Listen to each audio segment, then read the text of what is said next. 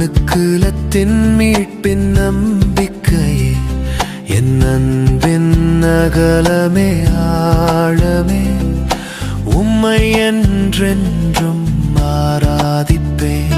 நீர் ஆலோசனைகளில் பெரியவர், நீர் நீதியில் சிறந்தவர், என் மகிமையின் சிகரம்